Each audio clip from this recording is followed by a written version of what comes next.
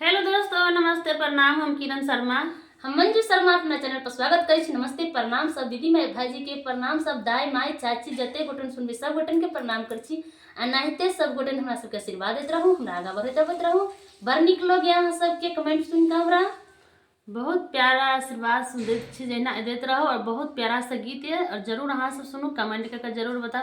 अहाँ सबके कमेंट के हम सब हमेशा इंतजार में रहे छी कि हमरा के कमेंट करथिन, हमेशा याद करते छी। जरूर अहाँ सब प्यारा आशीर्वाद देते। बहुत प्यारा सा गीत है। जेहने गौरी दाई के सपना सजल रहे छथिन, ओहने बेटी के सपना सजल रहे छै कि बड़ घर हमरा सुंदर हुए। ओहने गौरी दाई के इच्छा रहे, लेकिन शिव सन बौराहवा भेटले। तो वही पर हम गीत मिलेने छी, गीत बनेने छी। हाँ सब जरूर सुनबे, जरूर कमेंट करबे गीत केहन लागल। बहुत प्यारा सा गीत है, हाँ सब जरूर सुनबे, जरूर कमेंट करबे।